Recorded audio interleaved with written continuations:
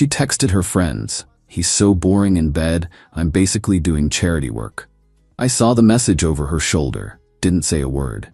Just forwarded it to her mom and her Sunday school group. But that wasn't the most embarrassing part. I, 28 male, was with Melissa, 26, for about a year. Thought things were good. We just moved in together 2 months ago. She was always on her phone, but I figured that's just how people are now. Last Tuesday night, we were on the couch watching Netflix. She was texting away as usual. I glanced over. Not snooping, just a natural glance when someone's screen is literally right next to you. Group chat titled Wine and Wine. "Ladies, I need to vent. Getting ready for another night of Missionary Mike over here. Still no improvement? He's so boring in bed, I'm basically doing charity work at this point, like feeding the homeless but less rewarding. Friend 2. Friend 3. Why stay then? He pays 70% of rent and cooks, worth the 5 minutes of boredom twice a week. Friend 1. Get yours, girl. Secure the bag. Exactly. Nice guys finish last and first, and always disappointingly. I kept my eyes on the TV, didn't move, didn't react, just kept watching some show about renovating houses while my relationship burned down in real time. She kept typing. Plus his mom loves me, already talking about grandkids. Like, ma'am, your son can barely find the... She noticed me possibly looking and tilted her phone, kept typing and giggling, went to bed that night like normal. She gave me a kiss goodnight, said love you. I said it back. Went through the motions of our apparently charitable bedroom activities. She seemed into it. Oscar-worthy performance, apparently. Wednesday morning, she left for work first. I sat at the kitchen table with my coffee and made some decisions. First, I screenshotted our lease agreement. My name only. She'd moved into my apartment. Second, I went through her Instagram. She had this whole image, church every Sunday, volunteering at the food bank, posting inspirational quotes about kindness and gratitude.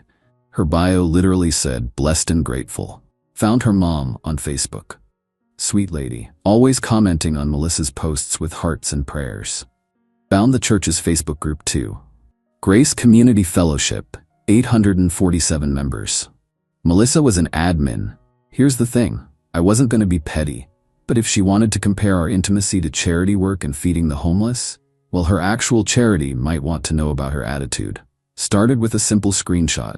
The whole conversation. Created a new email account. Subject line, thought you should see how Melissa talks about charity work. Sent it to her mom. The church group email, found it on their website. The food bank where she volunteers, they had a volunteer coordinator email. Added a simple message. As someone who apparently receives Melissa's charity, I thought you should know how she views charitable giving. She compared being intimate with her boyfriend to feeding the homeless but less rewarding. Maybe reconsider who represents your organizations. Then I went to work. Normal day. She texted around lunch. Melissa, hey babe, want me to grab dinner on the way home? I'm good, thanks. Everything okay? Me all good. Got home before her, started packing her stuff, not dramatically throwing things in trash bags, just neatly placing her belongings in the boxes she'd used to move in. Still had them in the storage closet. She came home around 6, chattering about her day. Walked into the bedroom and stopped. What? What are you doing?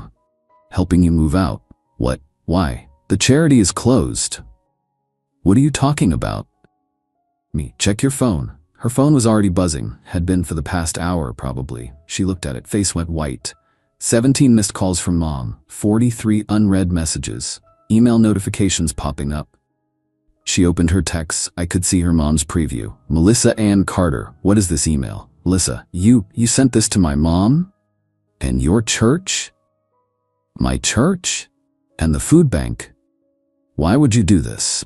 You compared sleeping with me to charity work. Figured they should know how you view helping the less fortunate. Her phone rang. Her mom, she declined it. Rang again immediately. Melissa, this is insane. It was a private conversation. About our private life, which you made very public to your friends. That's different. How? It was just girl talk. Me, cool, now it's community talk. She finally answered her mom. I could hear the yelling from across the room. Lots of how dare you and raised you better and charity work? Melissa tried damage control. Mom, it was taken out of context. More yelling. Something about context? What context makes this okay? She hung up. Immediately, another call. This time she answered with Pastor David. Oh boy. Update 1, the fallout begins. Wednesday night was spectacular. Melissa spent 3 hours on the phone with various people.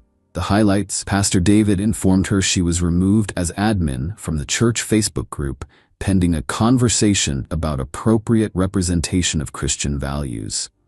The food bank coordinator left a voicemail saying they were reassessing volunteer positions and she shouldn't come to her Thursday shift. Her mom called 8 more times. Melissa only answered twice. Both times ended with her crying. But the best part? Her friends from the group chat started calling. Apparently, the email had been shared in the church group before being deleted, but not before several members screenshot it. Small community. Word travels. Friend 1. Is it true? Mel, did you really say that? It was private. But did you say it? You were there. You saw the messages. Yeah, but seeing it screenshot like that, it looks really bad. It was taken out of context. What context? We were literally talking about your sex life. Exactly, girl talk. Mel, my mom saw it. She's in your mom's book club. By 10 p.m., Melissa was in full meltdown mode. You've ruined my life. I forwarded your own words to my mother and my church, where you pretend to be a good Christian. I am a good Christian. Who compares intimacy to charity work? It was a joke. Hilarious. Your mom's really laughing. She tried to stay Wednesday night. I pointed to the boxes. Me lease is in my name. You need to go. You can't just kick me out. You're not on the lease. You're a guest, and now you're leaving. Where am I supposed to go? Maybe your mom's? Oh wait. She called friend 2.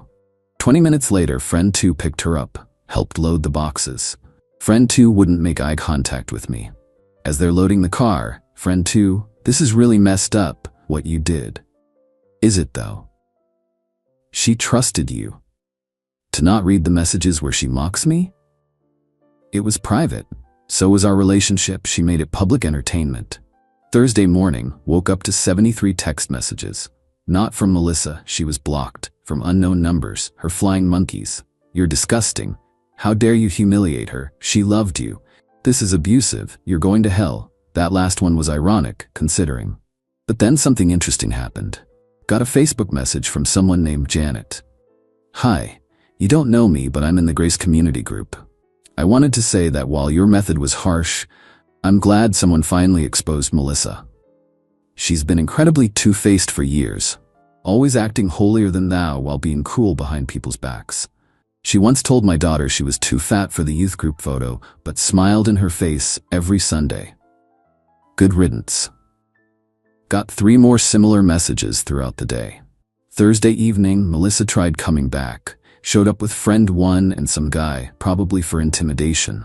Melissa, I need more of my stuff. Everything you own is in those boxes. My name is on the Netflix account. Me password's been changed. You're being petty. Thought you liked charity, consider it my donation. The guy stepped forward. Listen bro, you need to. Are you her lawyer? No, but then step back, bro. Melissa deserves an apology. For what? Using her own words? For humiliating her. She humiliated herself. I just shared the news. They left, but not before Melissa tried one last manipulation. Melissa, I hope you're happy. I can't show my face at church. The food bank banned me. My own mother won't talk to me. Sounds like a personal problem. We could have worked this out privately.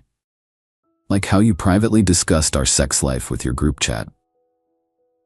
That's different. It really isn't. Update 2. The escalation Friday, she went nuclear, started a smear campaign on social media. Posted on Instagram, when you think you know someone and they violate your privacy and trust. Narcissistic abuse is real, prayers appreciated. The comments were mixed. Stay strong, queen. What happened? Isn't this the girl who called her boyfriend charity work? LMAO, the church screenshot girl. Prayers for your boyfriend, honestly. She deleted it after an hour. Posted again. Taking a social media break. True colors always show God sees everything. Someone commented, he saw those texts too sis. Deleted again. Saturday, her mom finally reached out to me, not angry, disappointed. Her mom, Michael, I'm sorry for what my daughter said. I didn't raise her to be this way. Me, I know, Mrs. Carter, I'm sorry you had to see it. Her mom, how long has she been like this? Me, I honestly don't know, just found out Tuesday. Her mom, she's been calling, wanting to come home. I told her no, not until she learns accountability. That's your choice to make. Did you really love her? I loved who I thought she was. Her mom, I understand. For what it's worth, you deserved better. Sunday was interesting. Went to the gym around 10 a.m., got a text from an unknown number with a video. Opened it, it was Melissa at church. Different church. Crying at the altar during prayer time. The person filming zoomed in on people's faces, mixture of sympathy and recognition. Someone whispered, "Isn't that the charity girl?" Caption on the video, she showed up at New Life Fellowship. Pastor asked her to leave after service. Someone told him about the emails. By Sunday afternoon, I had a visit from the police. 2 officers looking tired. Officer 1, we got a call about harassment? Let me guess, Melissa Carter? You know why we're here? Me, she's upset I shared her messages? She says you're stalking and harassing her. I haven't contacted her since Wednesday. She's been here twice. Do you have proof? Ring doorbell footage. Also, she's blocked on everything. Can we see? Showed them the footage of her showing up with friends, her trying to get in, me calmly asking her to leave. Officer 2. Seems like she's the one doing the harassing. I just want her to leave me alone. Want to file a report? Will it make her stop? Might help if she escalates. Then yes. They took my statement. As they're leaving, Officer 1, between you and me? Saw the screenshot floating around. Charity work? That's cold. Officer 2. Stay safe, sir. Final update, the implosion. It's been 3 weeks now. The full consequences have materialized, and they're more than I expected. Melissa lost her job, not because of the texts directly, but because she called in sick 3 days in a row after the incident, then showed up Monday still emotional and got into an argument with a coworker who'd seen the screenshots. HR got involved when she accused the coworker of harassment for mentioning it. The coworker had receipts of Melissa sending the screenshots herself to people, trying to control the narrative. Terminated for creating a hostile work environment. Her church situation got worse. Turns out Pastor David from Grace Community knows Pastor Mark from New Life Fellowship, and Pastor James from Riverside Baptist, and Pastor Michelle from Community of Faith. The pastoral network in our area is tight. Word spread. She's essentially blacklisted from every church within a 20-mile radius. But here's where it gets really interesting. Remember friend 1 from the group chat? The Secure the Bag cheerleader? Her boyfriend found out about the messages. Specifically, the parts where friend 1 was encouraging Melissa to use me for money while mocking our intimacy. He started questioning their relationship. Found out friend 1 had a similar group chat about him. They broke up. Friend 1 blamed Melissa for exposing the chat culture. The group chat imploded. Friend 2 blamed friend 1 for encouraging toxic behavior. Friend 3 left the group after her husband saw the messages. Friend 4, who'd been quiet in the original texts, sent a long message about how they were all mean girls hiding behind wine and emojis and blocked everyone. Melissa's mom reached out again last week. Michael, I wanted you to know, Melissa is in therapy now, not court-ordered, but strongly suggested by everyone. She's living with her aunt in different state. Still won't take accountability, but at least she's away. I'm sorry for everything. The food bank actually called me. Mr. Thompson? This is Sarah from Community Food Assistance. Oh, hi. I wanted to apologize for the situation. We've had several volunteers come forward about Melissa's behavior over the years, making fun of clients behind their backs, taking photos to mock people's appearances. Your email opened a floodgate. Me, I didn't know about any of that. She hid it well. Always smiled to everyone's face. We're reviewing our volunteer screening process now. Last I heard directly from Melissa was a letter. Actual paper letter, since she's blocked everywhere else. Michael, I'm writing this because my therapist says I need closure. What you did was unforgivable. You took a private moment and destroyed my entire life. I lost my job, my church, my friends, my reputation, everything. Yes, what I said was wrong, but it didn't deserve this. You could have just talked to me about it. Instead, you chose the nuclear option. You're not the nice guy you pretend to be. You're vindictive and cruel. I hope you're satisfied. I hope ruining my life made you feel better about your mediocre performance. I hope you never find someone who loves you like I did. Also, I need my blender back. It's the ninja one, Melissa. I didn't respond. Don't have her blender. She took it Wednesday night. The delusion is still strong. Started dating someone new last week. Told her the whole story on our second date, expecting her to run. Instead, she laughed. So you're telling me your ex compared sleeping with you to charity work, and now she can't find a church that'll take her? That's poetic justice. We're taking things slow. I'm a little gun-shy about moving too fast, but she actually volunteers at the animal shelter. Real volunteering, not for Instagram photos. Hasn't compared me to any charitable activities yet. The funny thing? I never set out to destroy Melissa's life. I just wanted her to face consequences for once. She built her entire identity on being this good Christian girl who volunteers and helps others, while privately mocking the very concept of charity. The contradiction was already there. I just exposed it. She called me boring in bed? Fine, that's her opinion. But comparing intimacy with someone who loves you to feeding the homeless but less rewarding, while volunteering at a food bank, while sitting in church every Sunday, while posting Bible verses about kindness, the hypocrisy was breathtaking. And now everyone can see it. Her mom sent one final text yesterday. Melissa asked me to ask you if you'd consider removing the emails so she can try to rebuild. I told her no. Some bridges are meant to stay burned. Take care, Michael. Wise woman.